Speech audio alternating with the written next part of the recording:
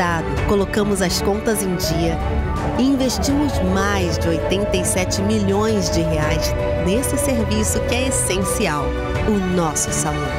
A saúde merece sempre mais. Então, pode ter certeza, o trabalho e os investimentos vão continuar. Governo do Estado do Rio de Janeiro.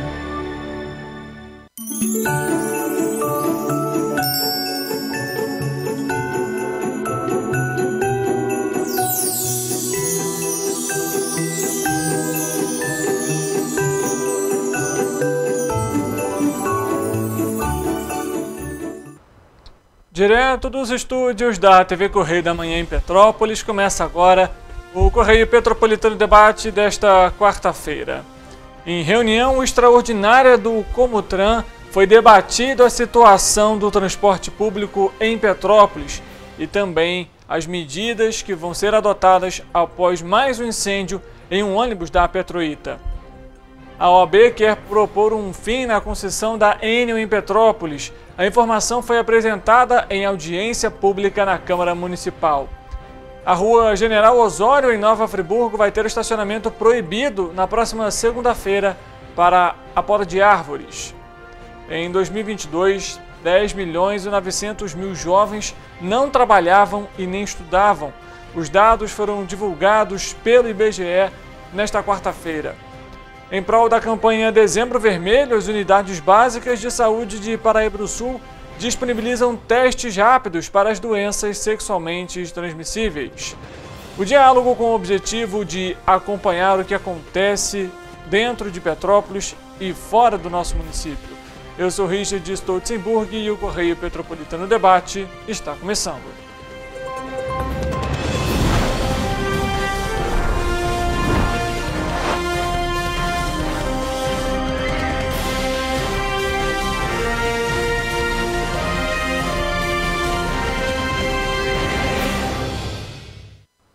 Olá, uma ótima tarde para você que nos acompanha. Seja bem-vindo para mais uma edição do Correio Petropolitano Debate. Estamos ao vivo pela TV Correio da Manhã e também nas nossas plataformas digitais. É sempre muito bom receber você aqui na nossa programação. A gente vai começar a edição de hoje falando sobre a energia elétrica. O período de verão está chegando, a gente sabe, as ocorrências diversas já foram registradas e durante uma audiência pública realizada na Câmara Municipal de Petrópolis, a representante da Coordenadoria da Ordem dos Advogados do Brasil, a advogada Denise Nune, informou que a organização quer que a Enel perca efetivamente a concessão de serviços no município, uma vez que a empresa Enel já não apresenta a condição de estar funcionando aqui no município como uma concessionária de serviço essencial. A concessão dela tem que ser cancelada. A empresa pensa muito em arrecadar, mas não vem honrando o cumprimento do contrato da concessão, foi o que disse a advogada durante a audiência. O presidente da Câmara Municipal de Petrópolis, o vereador Júnior Coruja, fez duras críticas à concessionária de energia Enel Distribuição Rio sobre a prestação de serviços da empresa em Petrópolis durante a audiência, ao lado de outros vereadores e de representantes da sociedade civil. E foram enumerados ali alguns dos principais problemas na prestação dos serviços. O parlamentar também anunciou que vai pedir apoio ao Ministério Público para buscar na Justiça o aumento do efetivo da empresa durante o verão, assim como melhorias na infraestrutura para o atendimento das demandas da população. O Júnior Coruja também apontou a falta de poda preventiva das árvores, as dificuldades para contato com a empresa para registro de reclamações e a falta de estrutura, seja de equipamentos, veículos e também de equipes, para as respostas após as chuvas, como algum dos principais gargalos. Ao serem questionados sobre a infraestrutura disponível para o atendimento na cidade, os representantes da Enel presentes ao encontro, Rodrigo Luiz de Almeida, responsável operacional, e André Câmara, diretora de Relações Institucionais, responderam que a Enel tem capacidade para chegar na cidade a 61 equipes atuando simultaneamente, cada uma com 2 a 7 integrantes. Bom, isso é o que fala, né? Mas a gente sabe que na prática mesmo a situação, a realidade ainda é outra, até mesmo pelos próprios exemplos passados no fim de novembro, em que a população mais uma vez ficou aí 72 horas em algumas localidades sem o restabelecimento da energia elétrica. E agora, com esse período, a gente sabe também aí a demanda aumenta, as chuvas mais fortes são registradas e, consequentemente, as quedas de árvores também são registradas. E é claro que a gente já debateu isso aqui, não só com vereadores, mas também até com o que hoje é o secretário de Estado de Economia do Mar, né, Energia e Economia do Mar, e que é o deputado licenciado federal Hugo Leal, a respeito sobre a concessão da Enel, que termina também em breve, e justamente sobre essas questões. A gente lembra que é uma concessão federal, responsável também, a ANEEL é responsável por então fazer essa fiscalização. O Ministério Público Federal também já está investigando justamente como que está sendo feita essa investigação, né, essa fiscalização da ANEEL. Enfim, é uma questão burocrática, extensa, mas é claro que a população não pode ficar à mercê de todas essas burocracias, sejam judiciais ou não, para ter ali o restabelecimento da energia. Bom, hoje não é segunda-feira, mas nós vamos trazer aqui para você o quadro Correio Político.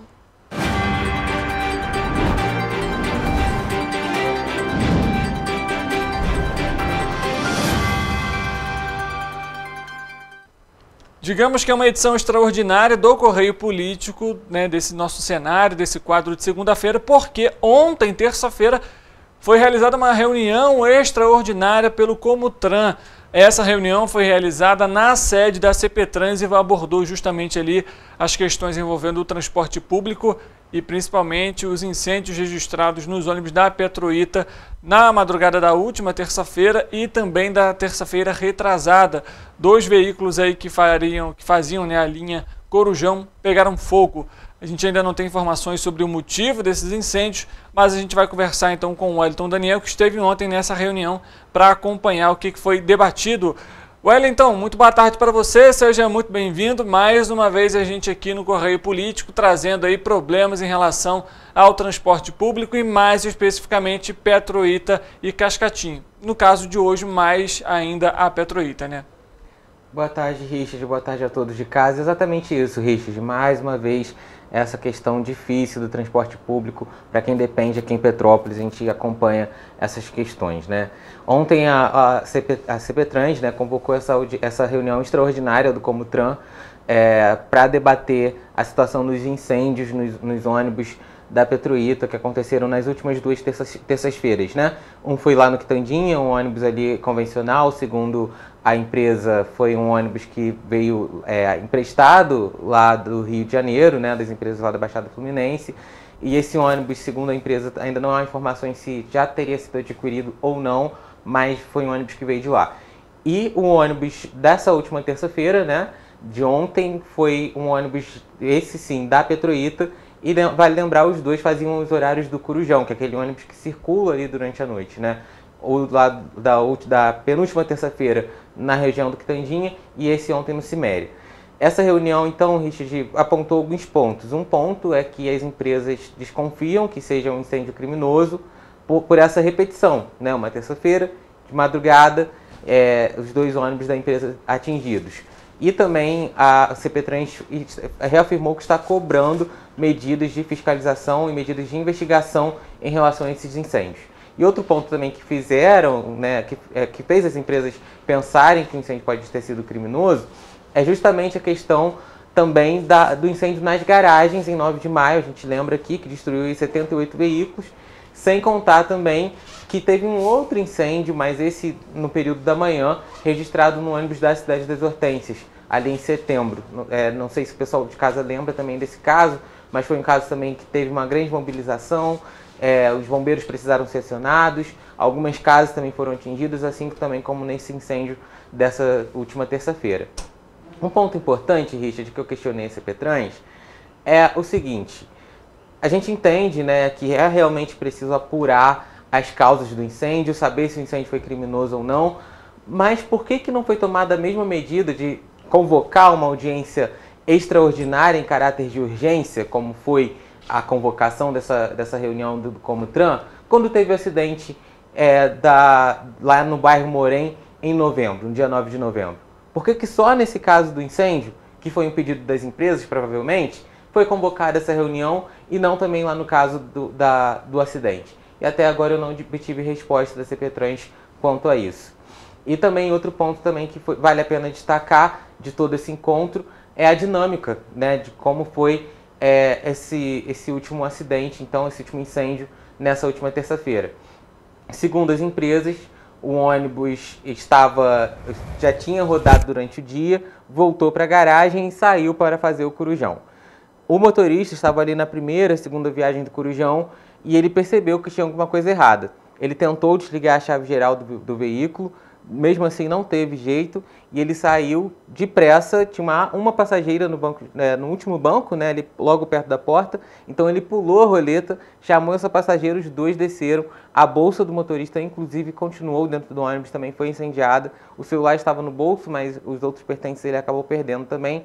E ele e a passageira, então, desceram correndo desse veículo. Essa foi, então, a dinâmica aí do acidente que foi falada na reunião. Me surgem algumas curiosidades e até uns questionamentos, Wellington, a respeito sobre essa fala e sobre essas reuniões. Primeiro, esse primeiro questionamento que você fez, muito pontual. Por que não realizam uma reunião para debater os outros problemas somente quando o ônibus pega fogo e aí, a princípio, é pedido das empresas, porque vai gerar esse prejuízo? O segundo questionamento que eu faço, e a gente pode até também fazer esse contato com a CPTrans logo em seguida, esse ônibus... Ele foi comprado pela Petroita, não foi comprado, a Petroita vai ter que pagar um ônibus novo para essa empresa do Rio de Janeiro. A gente sabe que algumas empresas são interligadas, é óbvio, mas de qualquer forma são de CNPJs diferentes. A Petroita vai ter que arcar com esse ônibus. Como é que vai ser justamente esse pagamento? A própria empresa vai ter que devolver um coletivo, vai transferir um coletivo daqui para o Rio de Janeiro ou não? Além disso, ou então vai ter que pagar para um ônibus que hoje já não existe mais, que pegou fogo. A outra questão, como que vai ser feita, né, a reposição desse coletivo, desses dois coletivos, na verdade, que pegaram fogo na madrugada? A gente já está num caos aqui em relação ao transporte e agora são dois coletivos a menos aqui na cidade. Já que, como eles informaram, o ônibus que foi incendiado, né, que pegou fogo, na verdade, na madrugada da última terça-feira, ele fazia a linha de manhã. Como que está sendo o impacto na linha que ele está sendo utilizado, que ele era utilizado? Além disso, fica aqui também o próprio questionamento sobre essa dinâmica, porque se os ônibus hoje eles têm câmera de segurança, essas câmeras estão sendo utilizadas, a garagem da Petroita ela tem câmera de segurança, porque se eles têm essa tendência de que é um incêndio criminoso, a câmera de segurança deveria justamente mostrar ali alguma movimentação dentro do ônibus, ou por fora do ônibus, ou dentro da garagem. Fica aqui esse questionamento. Se os ônibus têm câmera de segurança, elas estão em funcionamento? Também tem essa questão, né? Não adianta ter a câmera ali e ela não funcionar. Mas é uma questão importante também para a gente poder analisar e trazer essas atualizações aqui a respeito desse incêndio que foi registrado também na última terça-feira. O que a CPTrans, o Wellington, me também surge essa dúvida, o que eles comentaram durante essa reunião, o que foi debatido ali também a respeito sobre esse tema? Richard, a CPTrans também até convocou essa reunião por entender que também tem essa suspeita assim, do incêndio ser criminoso.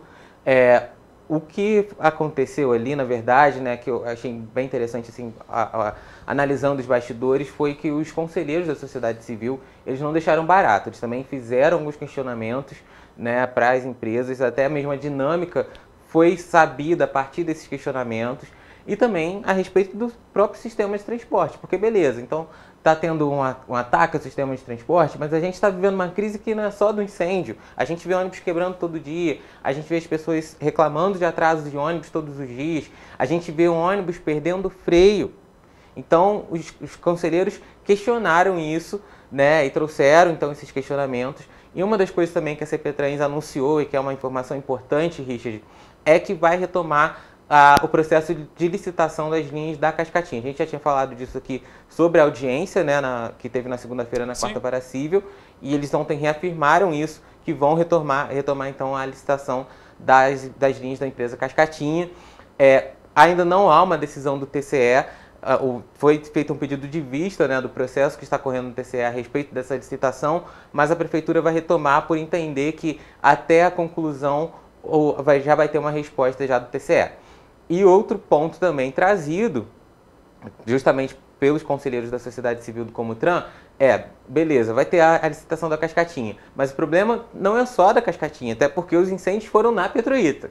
E aí, segundo o Thiago Damasceno, há uma conversa já dentro do governo para iniciar os estudos para a licitação da Petroita, cujo contrato vence em 2025. Então, o governo já estaria se movimentando também para conseguir colocar esse processo para a rua. É importantíssimo, né? É um processo demorado, é uma licitação com um valor altíssimo para muitos anos, a gente lembra disso.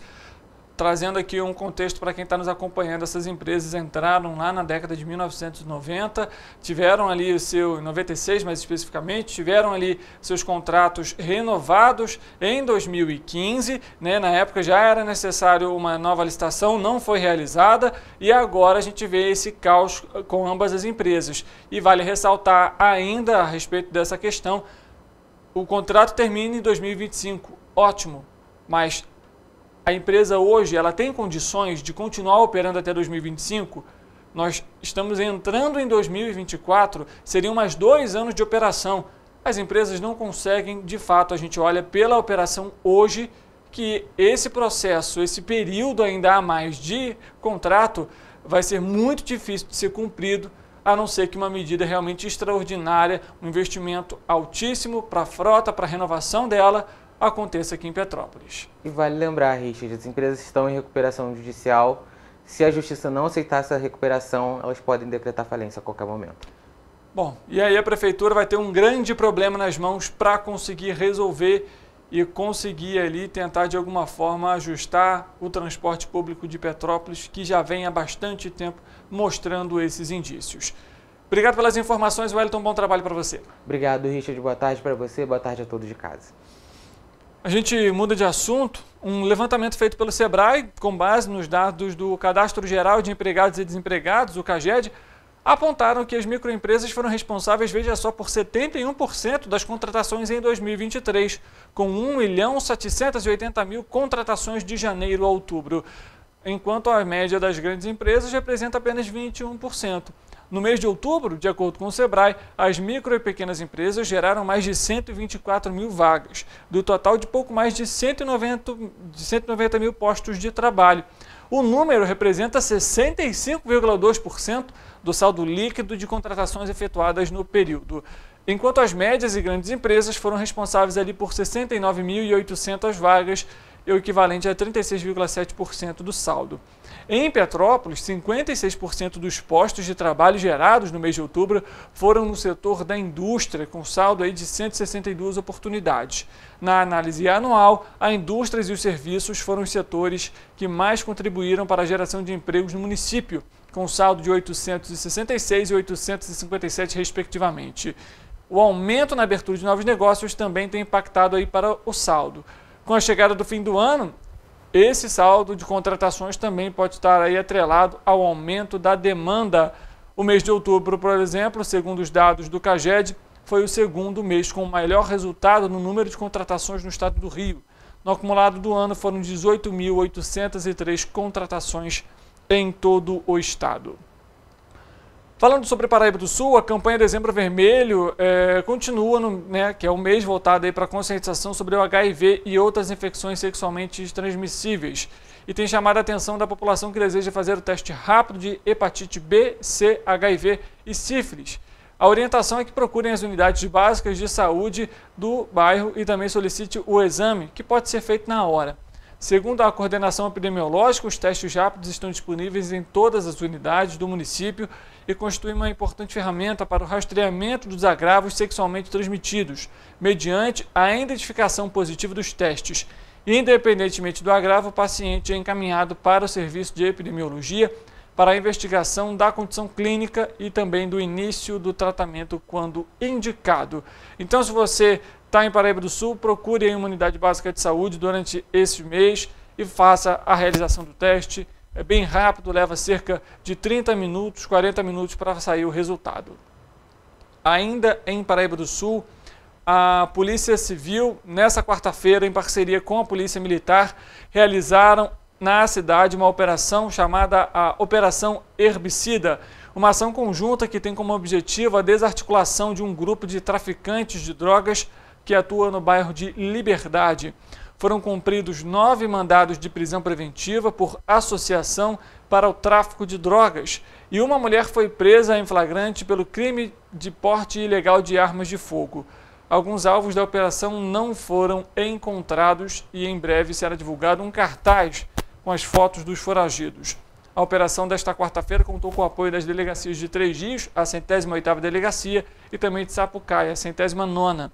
Diversas apreensões de drogas ocorreram no curso da investigação, sendo a principal delas realizada em maio desse ano, quando 2 quilos de cocaína foram apreendidos na garagem de um dos investigados. Foi apurado que, além da comercialização de entorpecentes, o grupo tinha acesso às armas de fogo e buscava fazer demonstrações de força, sendo responsável então por tentativas de homicídios e outros crimes violentos em diferentes episódios. Em julho deste ano, por exemplo, 4 integrantes desse grupo praticaram tortura com pauladas e golpes de barra de ferro contra um homem que suspeitava ter ligação com uma organização criminosa rival. A vítima teve uma fratura exposta na perna e chegou a ser hospitalizada. Antes disso, eles já haviam arrancado o dedo, ó, veja só, de uma usuária de drogas que supostamente estaria atrapalhando a venda de entorpecentes. Já no dia 7 de novembro de 2023 deste ano, traficantes do bairro de Liberdade agrediram um homem e apedrejaram seu carro após ele supostamente reclamar da venda de droga no local. A delegada Cláudia Abud, que é titular da 107ª Delegacia de Polícia de Paraíba do Sul, destacou que várias diligências e ações de inteligência foram realizadas pelo antecessor, o delegado Jefferson Ferreira, que deixou a unidade em setembro de 2022. Além disso, a delegada enfatiza que a expedição dos mandados de prisão é o fruto de um dos esforços conjuntos de todos os órgãos encarregados da promoção da segurança pública no município, o que inclui o Ministério Público e o Poder Judiciário, além da contínua integração das polícias civil e militar. O nome da operação herbicida faz referência ao fato de que os investigados se mostravam como verdadeiras ervas daninhas no bairro Liberdade, sendo necessária uma ação energética para controlar e reprimir a atuação desses indivíduos. Um trabalho conjunto de poda de árvores na rua General Osório, no centro de Nova Friburgo, vai ser realizado na próxima segunda-feira, dia 11, entre as equipes da Prefeitura da cidade, por meio da Secretaria de Serviços Públicos e de Ordem e Mobilidade Urbana, e também da Energisa, que é a concessionária que presta o serviço no município. Para a realização desse trabalho, na segunda etapa, vai ser necessário interditar as vagas de estacionamento em toda a extensão da rua General Osório, a partir da meia-noite de domingo para segunda-feira até a 1h da tarde. Então, se você é motorista, condutor, está acostumado a estacionar o seu carro ali no local, fique atento.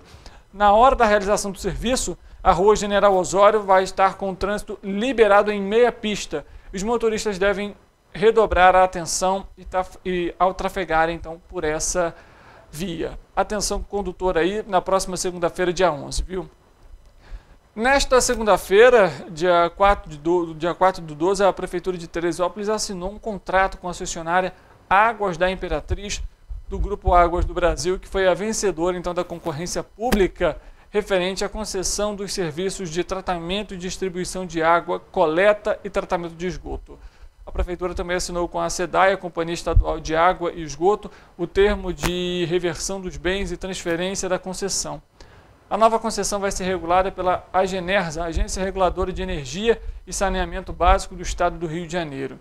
O contrato de 25 anos prevê investimentos de R$ 915 milhões, R$ 395.597 em obras e infraestrutura, sendo pouco mais de 49 milhões do Fundo de Preservação das Nascentes de Teresópolis. Serão construídos 367 quilômetros de rede de esgoto, 4 estações de tratamento de esgoto, biodigestores e 9 estações de bombeamento, com a geração de mais de 800 empregos diretos e indiretos. Diretor e também no maior investimento em infraestrutura da história do município. O processo teve um ágio de 104% em relação à outorga mínima prevista. Desta forma, o município será contemplado com uma outorga de R$ 306 milhões, que devem ser utilizados aí prioritariamente para equacionar as contas afetadas em função da queda na arrecadação e também pelas despesas com precatórios do passado, além de investimentos em saúde e educação. A licitação, foi realizada no dia 25 de agosto e a concorrência pública teve ampla publicidade em veículos locais e nacionais e também foi transmitida ao vivo pelo canal oficial da Prefeitura de Teresópolis no YouTube. O certame atendeu a uma determinação judicial que recolheu a lisura e legibilidade do procedimento, bem como a importância e o dever da administração pública em efetivar o direito da população à saúde pública e ao meio ambiente equilibrado. Essa foi aquela concessão tão difícil de ser realizada. O Tribunal de Contas do Estado também estava apontando ali algumas questões irregulares dentro desse processo, assim como a Câmara também dos Vereadores, mas agora de fato foi realizada. Bom, a gente já pode chamar o nosso repórter em Brasília para trazer atualizações a respeito do Supremo Tribunal Federal? Bom, vamos conversar então com o nosso repórter, o Murilo Adjuto, ele que vai falar sobre um pedido da Procuradoria-Geral da República e que foi aceito pelo Supremo Tribunal Federal para então instaurar um inquérito contra o deputado André Janones. Ele vai aparecer aqui no nosso telão para conversar com a gente ao vivo. Murilo, boa tarde para você, seja muito bem-vindo. Quando que esse pedido foi aceito? Boa tarde, Richard. Bom, o pedido foi aceito na segunda-feira, né? O André Janones, ele é suspeito aí de se apoderar de recursos de assessores parlamentares e, dito isso, é a famosa rachadinha, né? O pedido foi feito pela PGR, né? E foi baseado num áudio vazado na semana passada. O André Janones afirmou nesse áudio a assessores que alguns deles teriam que devolver parte do salário para ele poder pagar uma dívida de R$675 mil, dívida essa feita em 2016, depois dele participar de uma campanha para a prefeitura de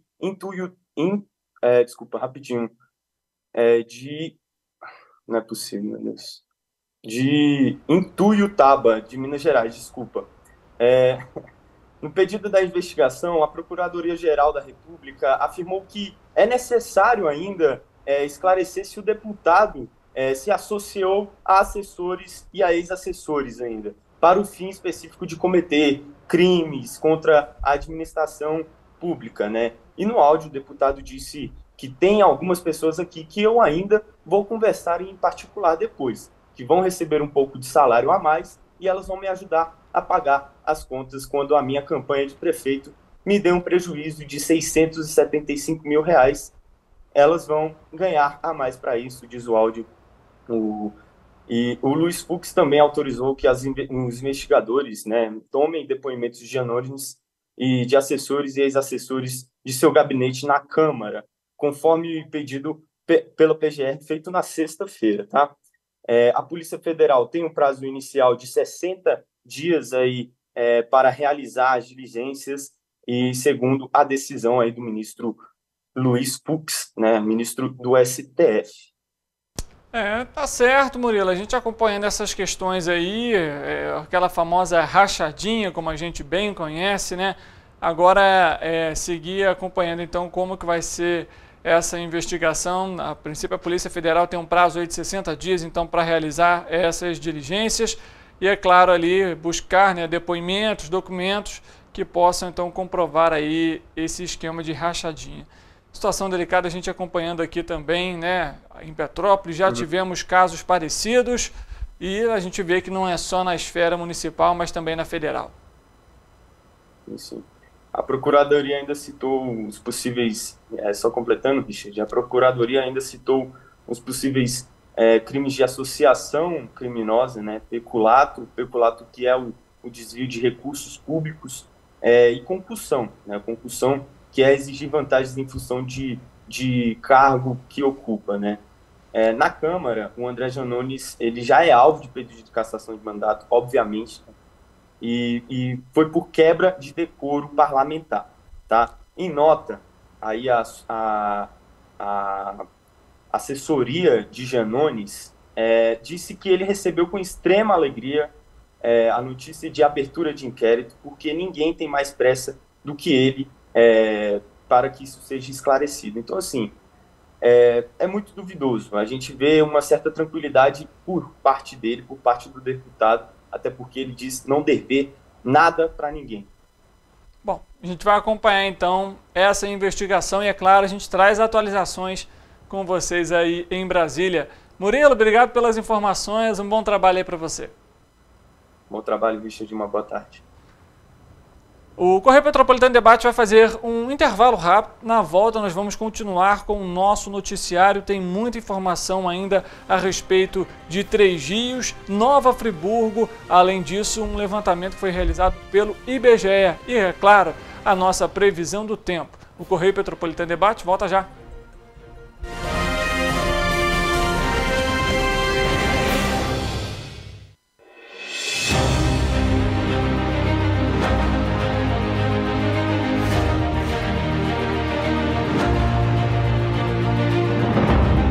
Jornalismo de direita. É jornalismo direito. Correio Petropolitano. Tudo que seu jornal não deveria ter deixado de ser. Todos os dias, em uma banca perto de você.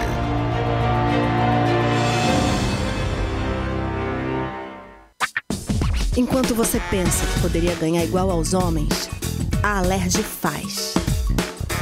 As leis que você precisa, a Alerj faz. Baixe o aplicativo da Alerj e conheça seus direitos.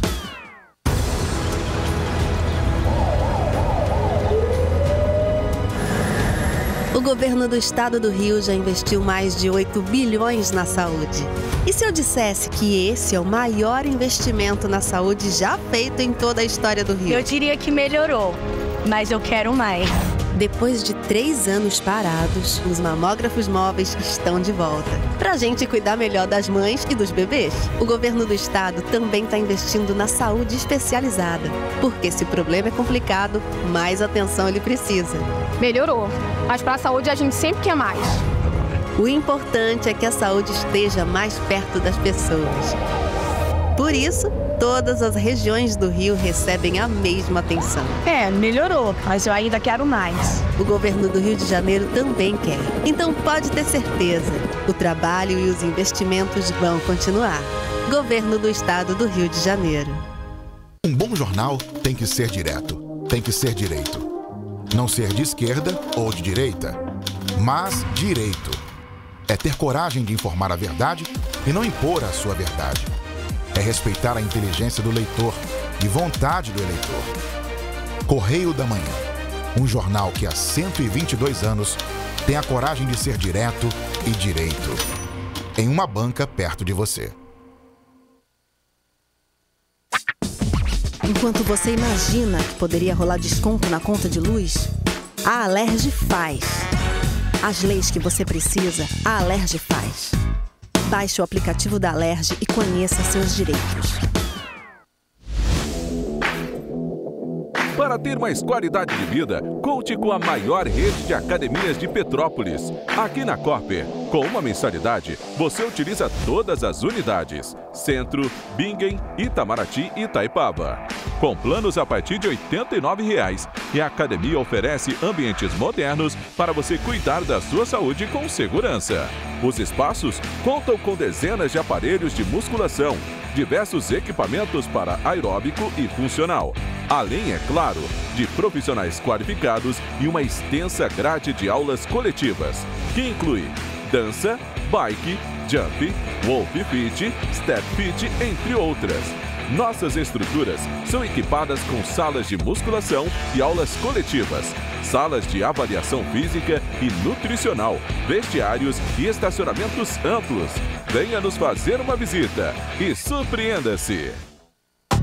Rio de Janeiro, atração o ano inteiro. Tem descanso, tem folia, noite e dia, alegria, sol e praia, diversão. No prato ou copo, a festa, o bar, museu ou bloco.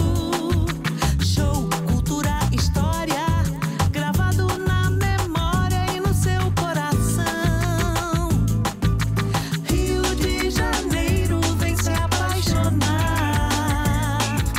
Rio de Janeiro, vem se apaixonar.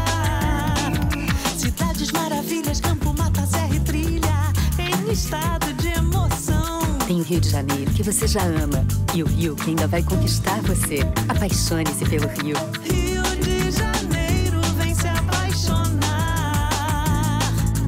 Rio de Janeiro, vem se apaixonar. Governo do Estado do Rio de Janeiro.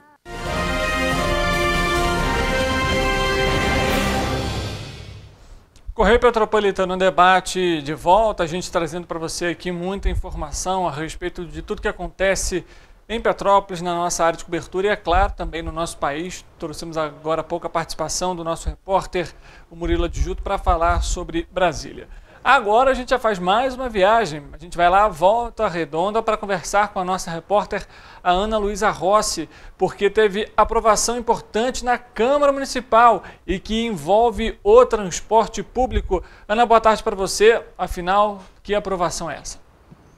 Olá, boa tarde. É isso mesmo, Richard. A Câmara Municipal de Barra Mansa aprovou na sessão de ontem o subsídio mensal de R$ 115 mil que a Prefeitura repassará para os empresários de ônibus. Os 18 vereadores da Câmara aprovaram a mensagem do prefeito Rodrigo Drabli, ou seja, foi aprovada por unanimidade em uma sessão realizada praticamente a toque de caixa. A mensagem foi aprovada 5 dias após a assessoria de imprensa informar ao Correio Sul-Fluminense de que a mensagem não tinha previsão de entrar em pauta para ser votada pelos vereadores. Agora a mensagem será devolvida para a Prefeitura e ainda será sancionada. É com você. Obrigado pelas informações, Ana. Como ela comentou ali, agora segue então para o Executivo, que pode aprovar ou não nesse caso. Caso haja ali o veto do prefeito, volta para a Câmara e a Câmara vota de novo então esse veto. E aí, nesse caso, com a aprovação da Câmara, o que a gente já sabe aqui é muito provável, já que foi aprovado por unanimidade, ele vai ser promulgado e de qualquer forma entra em vigor. A gente só espera, é claro, que essa questão do subsídio garanta, de fato, então, os benefícios para toda a população, né, de Volta Redonda e, é claro, a qualidade no transporte público. A gente vê aqui em Petrópolis um cenário completamente diferente, caótico, difícil, até mesmo a falta de segurança. A gente não fala nem da qualidade em si mais aqui em Petrópolis, e sim da questão da segurança. A partir do momento que um veículo, um ônibus, ele perde o freio, qual é a segurança, o impacto que isso tem gerado nos passageiros? A gente sabe, são idosos, são crianças de colo, gestantes que estão ali dentro do ônibus, no meio da viagem, assim como os próprios funcionários. Então, é importantíssimo a gente ter uma solução imediata, não só aqui para Petrópolis, mas para todos aqueles locais que vivem com transporte público caótico. Em Volta Redonda, a gente também vai continuar acompanhando esses desdobramentos a respeito do transporte público com a nossa equipe do Correio Sul-Fluminense. Falando agora sobre Três Rios, o TR Mais Emprego tem vagas disponíveis de emprego na região, viu? E com oportunidades em vários segmentos de atuação. Alguma delas está aí na tela para você acompanhar. Para se candidatar e concorrer a essas vagas, o interessado deve acessar a página sistemarecursosumanos.com.br/Três Rios/vagas. É tudo junto, viu, pessoal? E cadastrar o seu currículo, tudo feito de forma online, dá para você fazer no seu computador, no seu telefone ou no seu tablet. Quem, por exemplo, não puder acessar, então, o site, a gente sabe que algumas pessoas têm dificuldade com as plataformas digitais, pode também seguir até a Prefeitura de Três Rios, de meio-dia até as 5 horas da tarde, de segunda a sexta-feira, e procurar a sala Três Rios Mais Emprego. A outra opção, então, nesse caso, é fazer o contato pelo e-mail em emprego@trêsrios.rj.gov.br ou acessar o site da Prefeitura trêsrios.rj.gov.br. Entre as oportunidades estão na tela então aí para você: motorista de caminhão, auxiliar administrativo, analista administrativo, assistente contábil, eletricista, além de padeiro, enfim, outras oportunidades como cozinheiro e também salva-vida. Oportunidade para você aí em Três Rios, não deixe de aproveitar. E como a gente sempre comenta, assim como em Petrópolis, assim como no Cine Teresópolis e por meio da Secretaria de Trabalho e Renda, não deixe de atualizar o seu cadastro. É fundamental que seu e-mail esteja correto, seu número de telefone, qualquer outro tipo de contato, o acesso para as redes sociais. Isso porque, é claro, as vagas são encaminhadas conforme o perfil do candidato. Se por um acaso você se encaixa com a vaga na hora que a empresa vai fazer esse contato, seu número está desatualizado, por exemplo, vai ser difícil deles conseguirem entrar em contato e aí assim você perde aquela oportunidade. Vale lembrar ainda que as vagas, as etapas de contratação de entrevistas são de responsabilidade das empresas, ou seja, a prefeitura, esses portais que divulgam as oportunidades só são ali os mediadores entre o candidato e os empregadores. Como a gente acabou de falar sobre a questão envolvendo emprego, vamos trazer um dado um tanto quanto preocupante.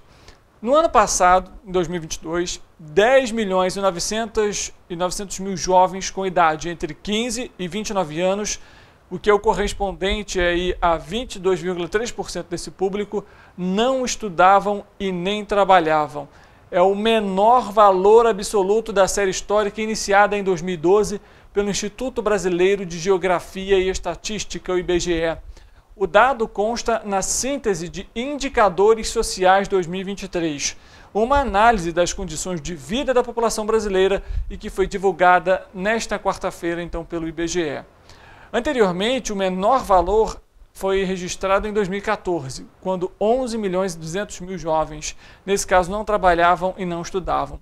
O total de jovens vem se reduzindo na população brasileira. Em 2012, por exemplo, eram 51 milhões e 900 mil jovens, que representavam 33,6% da população em idade de trabalhar. Entre 2012 e 2022, o número de jovens diminuiu 5,9%, somando então 48 milhões e 900 mil pessoas, em consonância com o processo de envelhecimento populacional no país. Ou seja, entre 2012 e 2022, parte da população deixou de se tornar jovem e foi envelhecendo. E isso também impacta, obviamente, nesses dados que foram divulgados. Entre os 10 milhões e 900 mil que não estudavam e nem trabalhavam, 43,3% são mulheres pretas ou pardas, 24,3% homens pretos ou pardos e 20,01% mulheres brancas e 11,4% homens brancos. Ou seja, a gente vê que a questão racial ainda tem impactado na geração de emprego e renda e também do acesso à educação no nosso país. Já no ano passado, 4 milhões e 700 mil jovens não procuraram trabalho e nem gostariam de trabalhar. Nesse grupo de jovens, 2 milhões eram mulheres e que têm ali principalmente os cuidados de parentes e dos afazeres domésticos.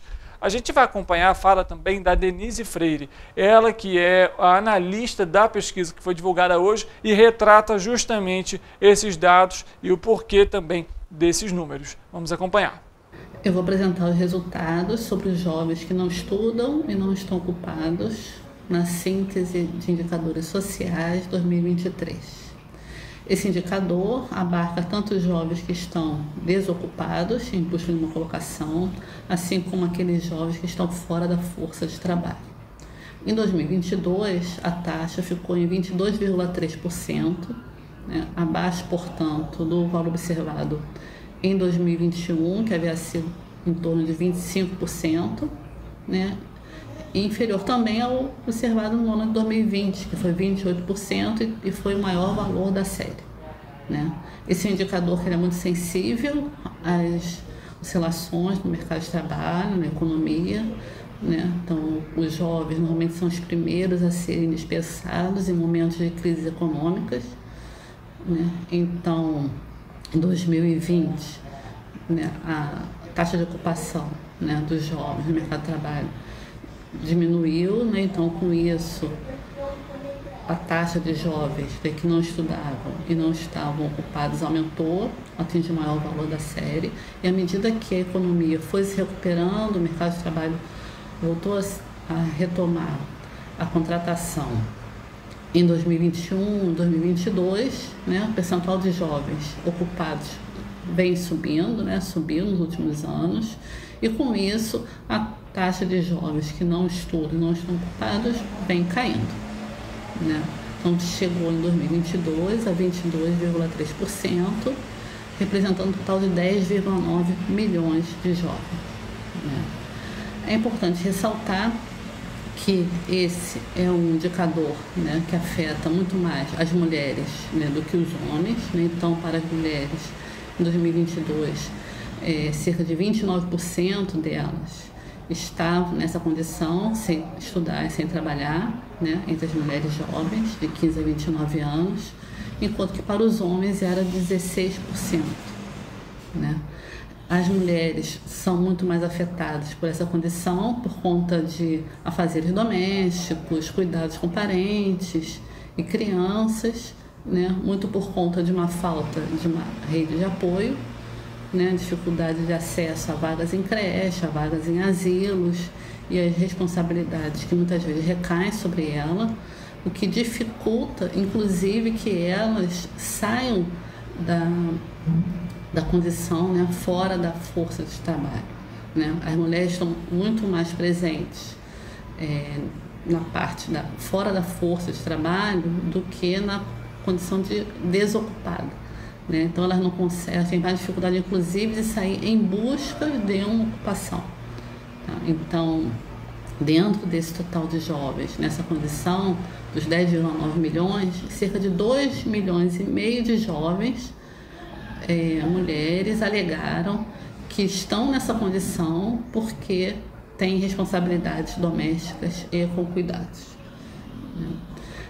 Um outro ponto que eu gostaria de destacar é em relação às taxas que incidem de acordo com o rendimento domiciliar per capita. Esse ano nós trouxemos uma análise pelos DCIs de rendimento domiciliar e mostramos que quanto menor o rendimento domiciliar per capita, maior a incidência de jovens na condição de não estudar e não estar ocupado. Né? Então, enquanto que na média era cerca de 22,3% de jovens nessa condição em 2022, nos domicílios dos 10% menores rendimentos, a incidência chegou a 49,3%, né? Quase 50%. Né? 1 a cada 2 jovens dos domicílios dos 10% menores rendimentos estavam sem trabalhar, sem estudar e sem estar ocupado. Né? Ao passo que nos domicílios dos 10% maiores rendimentos, né, no outro extremo, essa incidência era de somente 7%. Então, é uma diferença muito expressiva, né, e que precisa ser tomadas providências em relação a essa situação. O outro ponto que trouxemos também foi em relação à pobreza. Né, cerca de 1/3 dos jovens no Brasil estão na pobreza, né, mas quando analisamos especificamente esse conjunto de jovens que não estuda e não está ocupado, a incidência chega a cerca de 60%. Então, a vulnerabilidade desses jovens, a falta de qualificação, a falta de acesso a creches, asilos, né, que possam servir também de uma rede de apoio, são políticas importantes que precisam ser vislumbradas para esse grupo de jovens. Bom, a gente acompanhando aí um pouquinho a respeito então desse cenário. Obrigado a Denise Freire, analista do IBGE, que trouxe esses dados e também aí o motivo pelo qual registramos esse aumento. Bom, chegou a hora de saber como é que fica o tempo e a temperatura.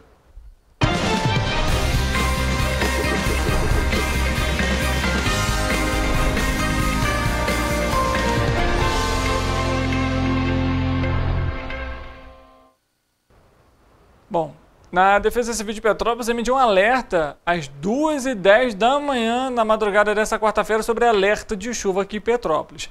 Vou perguntar justamente isso para o Eric, se mantém essa possibilidade de pancadas de chuva para essa quarta. E é claro, a gente também traz a previsão para amanhã. Eric, boa tarde para você, seja muito bem-vindo. Afinal, a previsão é de chuva? Boa tarde, Richard. Boa tarde para você aí de casa que está nos assistindo. Olha, é verdade, além do aviso que a Defesa Civil emitiu, o Instituto Nacional de Meteorologia também manteve o alerta de chuvas intensas que foi divulgado lá no dia 4 de dezembro para algumas regiões do Brasil. O fenômeno cobre grande parte do país, entre elas estão algumas cidades do estado do Rio de Janeiro, como Nova Friburgo, Petrópolis, Teresópolis, Pati do Alferes, Três Rios e Paraíba do Sul, todas as nossas cidades de cobertura. O aviso tem seu fim previsto para dia 7 de dezembro e diz no alerta que a chuva pode ser entre 20 e 30 milímetros por hora ou até 50 milímetros por dia. Também a possibilidade de ventos intensos de até 60 quilômetros por hora. Então, como eu já venho falado aqui durante esses dias, é importante que a população se mantenha em alerta e evite áreas de risco. Hoje em Petrópolis, a previsão é de ligeira elevação na temperatura, mas a possibilidade de pancadas de chuva a qualquer momento. Então, os petropolitanos devem ficar atentos. Agora, vamos à previsão do tempo para quinta-feira, dia 7 de dezembro. Olha, em Nova Friburgo, vocês podem ver que o dia será de elevação na temperatura, céu com algumas nuvens durante a manhã e possibilidade de chuva ao decorrer do dia. Os ventos no município serão fracos e os termômetros vão marcar mínima de 16 e máxima de 28 graus. Em Petrópolis, a probabilidade de pancadas de chuva durante o dia, principalmente nos períodos da tarde e noite. Os ventos na cidade também serão fracos e a temperatura, que deve passar por ligeira elevação, vai variar entre mínima de 17 e máxima de 30 graus. Em Petrópolis, a temperatura mínima passa por declínio, já a máxima deve sofrer elevação. Há possibilidade de pancadas de chuva isolada no município e a intensidade dos ventos será fraca. Os termômetros vão marcar mínima de 18 e máxima de 33 graus. Em Paraíba do Sul, a temperatura mínima se afasta um pouco mais da máxima. O dia será de sol entre nuvens e previsão de chuva isolada. Os termômetros vão marcar mínima de 20 e máxima de 32 graus.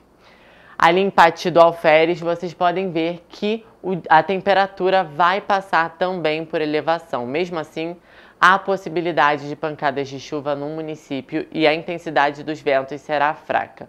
Os termômetros devem marcar mínima de 19 e máxima de 33 graus. Agora, para finalizar, em Três Rios, a previsão é de sol entre nuvens com possibilidade de chuvas. Ventos fracos e elevação na temperatura também são características do dia e a temperatura deve variar entre mínima de 21 e máxima de 33 graus. Richard, não é de hoje que está para chegar essas chuvas intensas nas nossas cidades de cobertura e por isso, enquanto a chuva não chega, vamos ficar atentos para evitar uma possível tragédia, né? Com certeza, Érica. Eu achei até interessante, desde segunda-feira, esse alerta do Instituto Nacional de Meteorologia, ele tem se desdobrado, né? Ele tem sido prorrogado. A gente, ao longo aqui da nossa programação, foi trazendo a previsão do tempo. A expectativa era que esse alerta terminasse na própria terça-feira, seguiu para hoje e sucessivamente agora para amanhã. Ou seja, realmente aquela pancada de chuva ainda não chegou e é claro que a preocupação é muito grande justamente com esse período de verão. Sempre lembrar, Defesa Civil 199, Corpo de Bombeiros 193 em casos de emergência. Amanhã a gente traz mais uma previsão do tempo e atualizando esse cenário também aqui para o nosso município e para a nossa região de cobertura. Obrigado pelas informações, Érica, e um bom trabalho para você. Eu que agradeço, Richard, igualmente. Bom, a gente, antes de terminar essa edição do Correio Petropolitano Debate, tem uma informação para você a respeito da CPTrans. A Companhia Petropolitana de Trânsito e Transportes informou que o estacionamento rotativo vai sofrer alterações aqui no nosso município por conta então do Natal Imperial. A medida vai ser adotada a partir do dia 8 de dezembro, ou seja, a próxima sexta-feira. E o horário vai ser diferente aqui no Centro Histórico. Vamos trazer então para você. O novo horário ele vai seguir até o dia 23 de dezembro, ou seja, são aí 2 semanas com esse horário diferenciado. Atenção, de segunda a quinta-feira, o estacionamento rotativo ele vai ser de 8 da manhã até as 7 horas da noite, tradicionalmente como já acontece. No entanto, nas sextas, nos sábados e nos domingos, durante esse período, o estacionamento rotativo vai ser ampliado de 8 da manhã até as 10 horas da noite. Então, se você que é petropolitano, está acostumado a utilizar o estacionamento rotativo, muito cuidado, muita cautela, fique atento a essas alterações. A gente sabe, lembrando que geralmente o estacionamento no domingo ele não é cobrado. Como teve essa medida, vai ser cobrado agora também no domingo. Então, fique atento para você evitar ali qualquer tipo de multa, penalidade e algum tipo de pagamento extra. É uma decisão que foi tomada pela CIPETRANS não só agora durante esse período do Natal Imperial, mas também durante o período da Bauernfest. Infelizmente, para quem que é turista, até para o próprio petropolitano, é uma situação difícil e ruim, porque afasta o petropolitano de vir ao centro de Petrópolis. Primeiro que a gente sabe que o estacionamento rotativo é ineficiente. Quantas reclamações, quantas denúncias a imprensa, de modo geral, recebe pela falta de pessoas, né, dos famosos amarelinhos, ali na hora de que você precisa colocar o crédito para você deixar o seu carro. Além disso, quantas vezes a reclamação em relação ao próprio parquímetro que não está funcionando ou você não consegue realizar ali o pagamento. E, consequentemente, qual que é a sua solução? Ou você espera até que surja uma pessoa, um profissional ali, ou você corre o risco de ser multado, né, e ter que pagar ali um valor muito acima daquilo que você ficou naquele local. E agora ele vai ser ampliado. Basta saber também como que vai ser esse funcionamento e essa arrecadação para quem vai. Se for somente para a empresa, acredito que não faça sentido, justamente porque afasta o turista, afasta também o petropolitano de vir ao centro de Petrópolis. A mobilidade urbana da cidade, um grande desafio a ser enfrentado pelos governantes, pela prefeitura, pelas secretarias, pela Câmara, e agora mais esse estacionamento ampliado. Então, a partir do dia 8, agora dia sexta-feira, aos fins de semana, o estacionamento rotativo será de 8 da manhã até as 10 horas da noite. Assim, a gente termina o Correio Petropolitano Debate desta quarta-feira. Muito obrigado pela sua audiência, pela sua companhia de sempre. A gente volta amanhã, viu? 1h da tarde ao vivo. Você, é claro, sempre nosso convidado especial. Uma boa tarde para você e amanhã a gente se vê.